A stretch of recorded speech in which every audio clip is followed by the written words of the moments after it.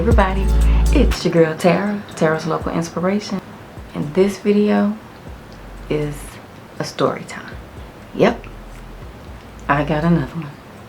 Well, it's actually not a story time, it's kind of just a Tara talking time. If you've been following my channel for a while, you've probably more than likely heard me say I've been married a few times. Well, actually, I have been married 4 times. Yep, 4 times. One of my friends jokingly calls me Elizabeth Taylor, but I think Elizabeth Taylor has a few up on me. I think hers is like 8. A couple of my friends have asked me, girl, how do you get those men to marry you? I'm gonna try to explain why I married each time.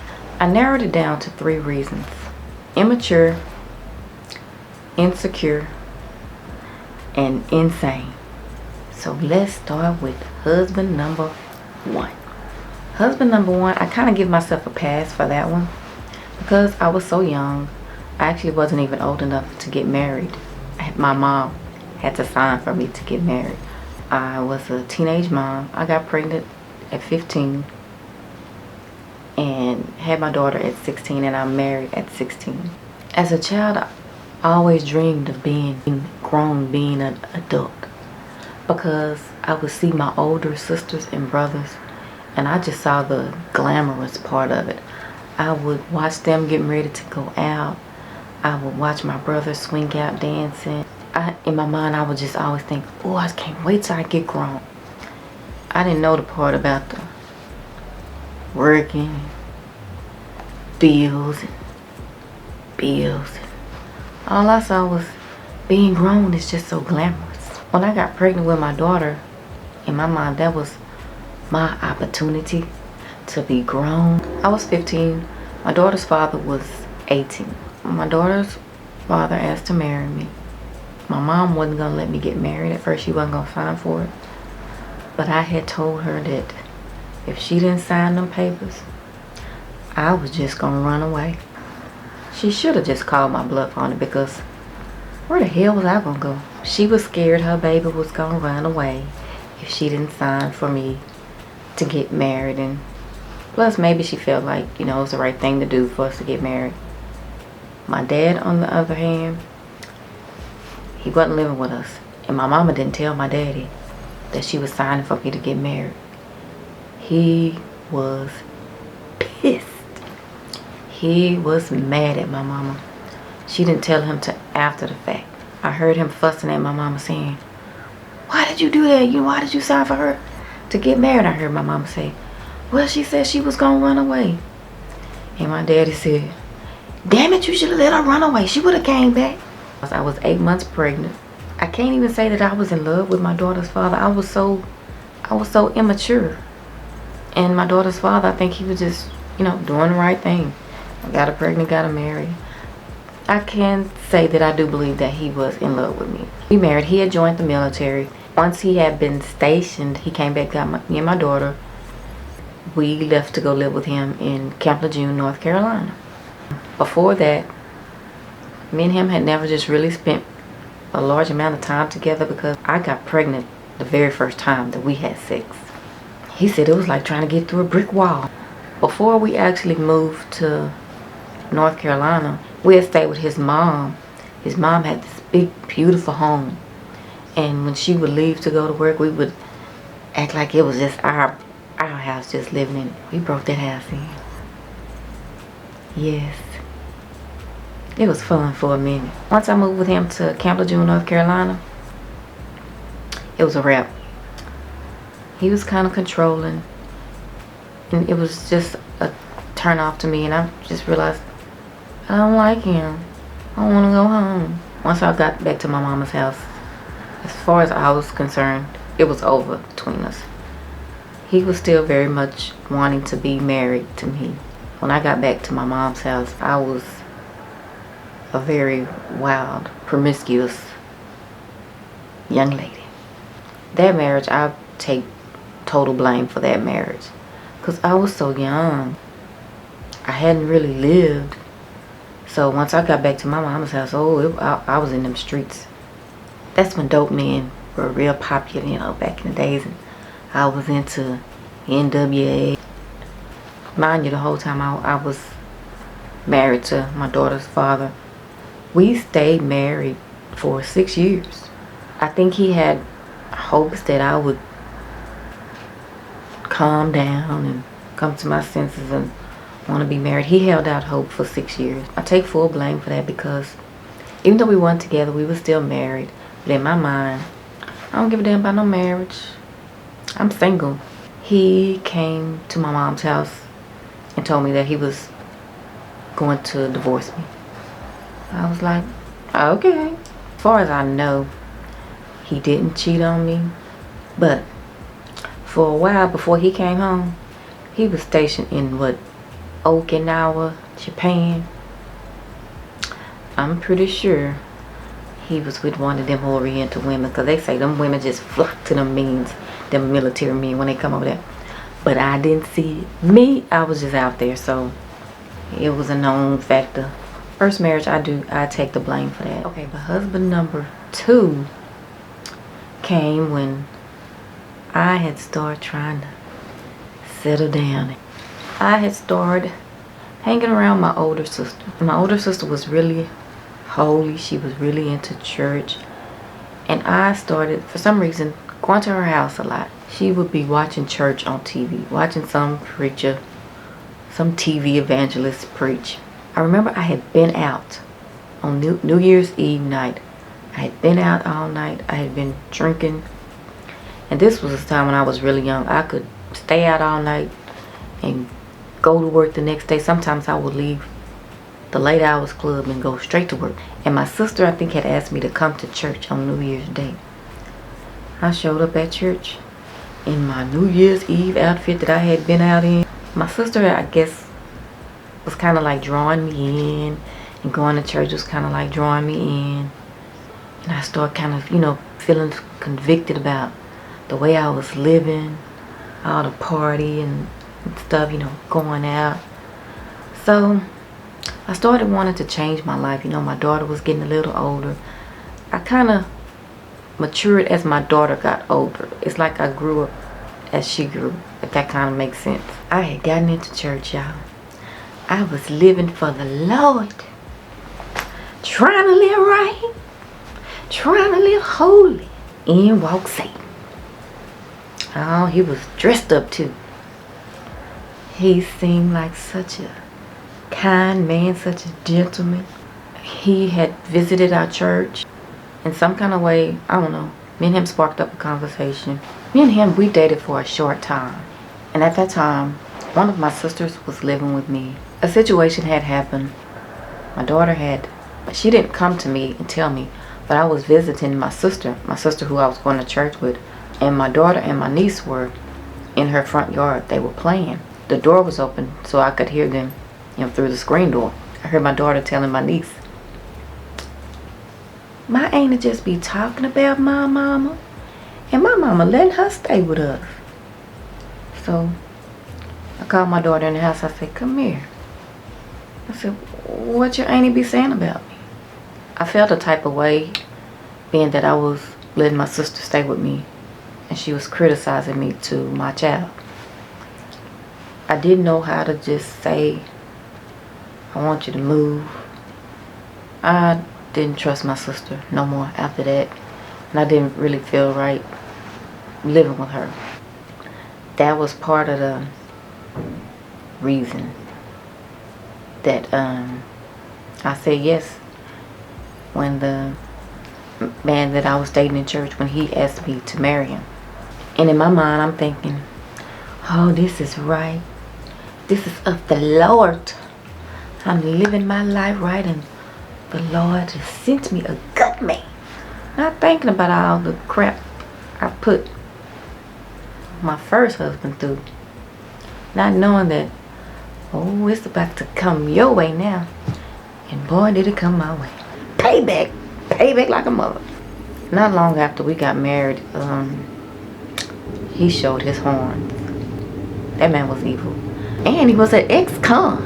He He had a pretty decent job. He was a truck driver, working towards getting his own trucking company, I think, which now he does have his own trucking company. You name it, he did it. And back then I was so insecure. The self-esteem that I did have, being with him, it diminished. I had almost no self-esteem.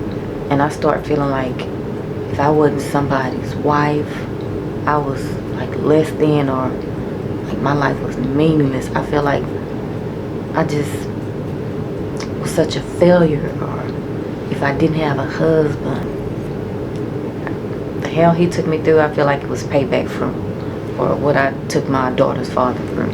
It came to one day I came home to an empty house. He had left me, took every stitch of furniture except for the bedroom suite. All I had was a bed to sleep in. I got me some new furniture. I started working a second job. I was still married to him. I don't know if I was having hope that we would get back together. I don't think I was thinking about divorcing him at that time. This is what made me decide to divorce him. Me and my coworker, we had gotten real close. I was her maid of honor in her wedding. She had recently got married, and we would just laugh and talk all day. And she knew, you know, what had happened, my situation. I worked as a receptionist. She worked in the mail room. And one day I had left for lunch and came back to work, and she told me, she said, "Tara, your husband been calling," because she would cover for me at the front when I went to lunch. When I had got the second job, I had to go to this defensive training, because working in the psychiatric ward, you have to take like CPR training, defensive training. Like, I called her at work to see, like, "Girl, what you doing?"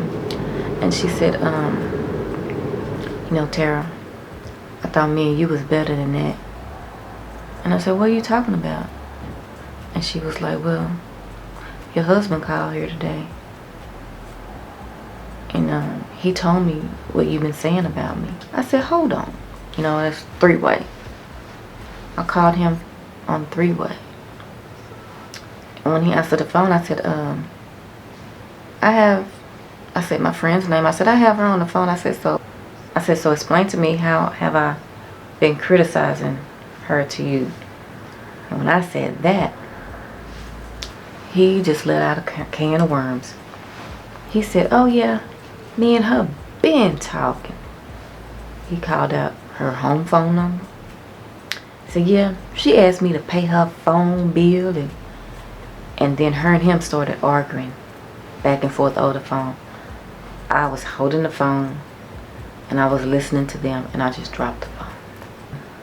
This was a coworker, someone I worked closely with, someone I had to interact with every day. And I remember calling my sister that I was in church with. I remember calling her, just crying all that night. And I was saying, "But I can't go to work. I can't even look at her." I was like, "Why would he do this with somebody I gotta work with?" Because I didn't know how I was gonna, you know, deal with seeing her the next day. And my sister gave me this pep talk. She was like, "You gonna get up, you gonna wash your face, and you gonna go in there." That was the straw that broke the camel's back. Out of all the other stuff he had done, that was when I decided to file for divorce. That Negro refused to sign the divorce papers. No, the attorney said, "Well, you'll just have to pay an extra," I don't know what a dollar amount he said, but he said I was gonna have to pay an extra amount to have him served. And in my mind, I was thinking, I can barely pay for this divorce. Well, hell to the no. He gonna sign these papers. I called him and I was saying, "You know, you can sign these papers. There's no reason for you not to sign these papers. You know, out of everything you done, the least you could do is sign these divorce papers." That Negro started going off on me, and he said, "I ain't signing jack. You don't know what I could have done to you. You could come up missing." Excuse me, say what? That Negro said that? Oh, He was on parole. Yep. Married the fool and he was on parole. But with him being on parole, I got in touch with his parole officer. So I called his parole officer. She was a young woman. I was explaining to her, I filed for divorce. He's refusing to sign the papers, and I called him, just to ask him to sign the papers because there's no reason for him not to. I explained to her that he threatened my life. I said, he told me that he could have something done to me. I can come up missing. The whole time I'm explaining, she's going, and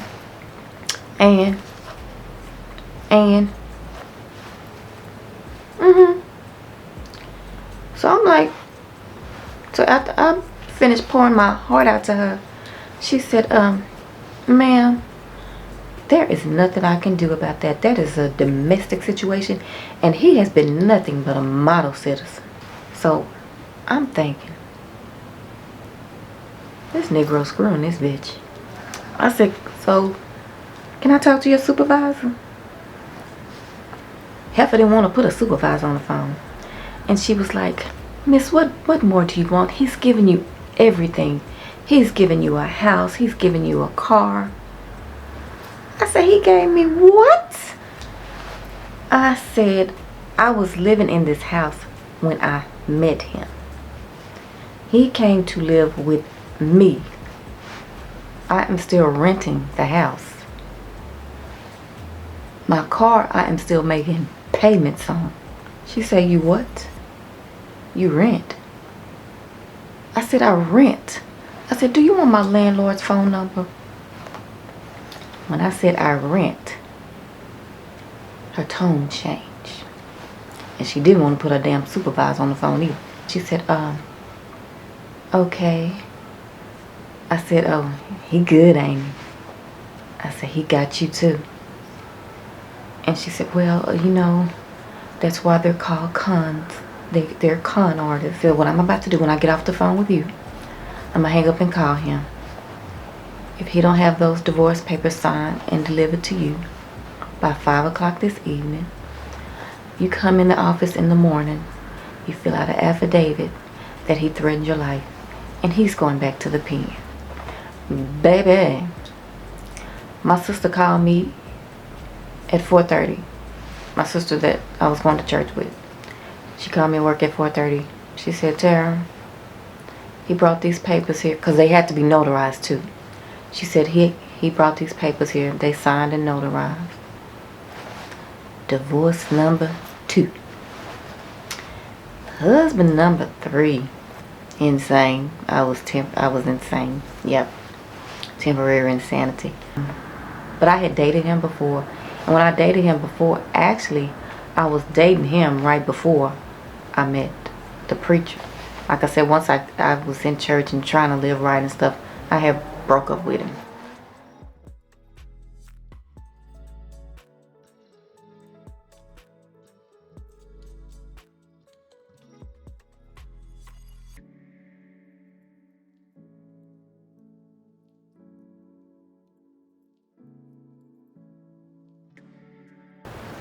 Husband number 4.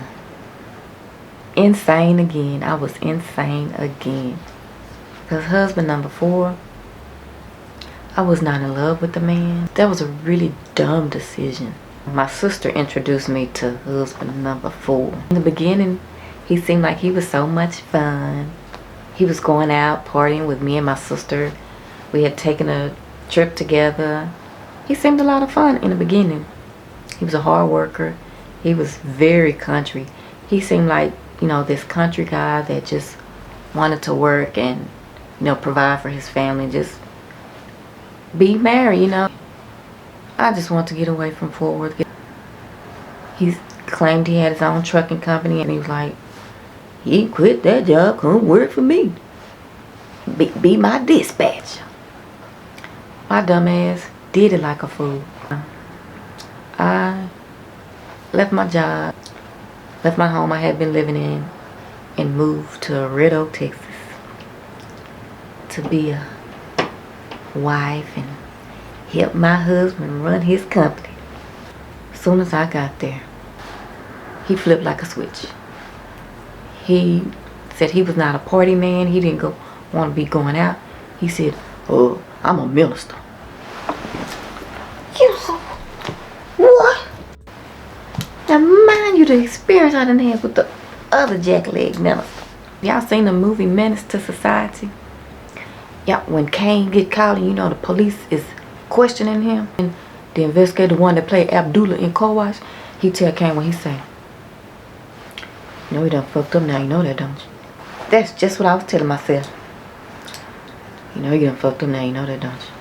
That was the marriage I felt the most miserable in. If you've ever been around somebody that's never happy, that all they do is complain, and they talk about everybody. They act like they're better than everybody. Everybody is less than them. That's the type of person that he was. But one thing about him, the very smart man, very hard worker, he can build anything. It didn't really seem like he liked women. Not saying that he was gay or anything. He just, to me, really didn't seem like he knew how to interact with a woman, you know, intimately. Eventually I found out he had been in a mental institution, y'all. I didn't want, you know, people in Fort Worth to know that I had failed, that my marriage had failed, so I just was willing to stay in it miserable. I don't know how long I would have stayed in it, but I was too ashamed. He claimed he was a minister, but then we had started going to church, and then he got into it with the people at the church. We ended up leaving the church. Wasn't there that long. He flipped out on the church. Finally, one day, he was getting ready to leave to go on the road on his truck. And I was walking him to the door. He said, I know you think I'm mad at you. I ain't mad at you. I don't want to be married no more. I don't want to be with no woman. I just want to go on the road and just die. He asked for the divorce. I wasn't really sad about the divorce. I was sad because of, it was my fault, the stupid decision I had made, because I knew I wasn't in love with him when I married him. That's when I went to go live with my sister and Terrell. So that's my story of my 4 marriages. I take responsibility for all 4 of those marriages failing, because each time I married for the wrong reasons. And plus I'm telling, you know, my side of the marriages. If you ask each one of those husbands, they would probably give you good reasons of their side of why the marriages didn't work. Would I marry again? There's a saying, never say never. But I say, hell to the no. To the no, no, no. Thank you for watching this video, and I will see you on the next one. Smooches. I still love men now. And I would see married couples, you know, holding hands or whatever, and be like, Lord, why? When is mine coming?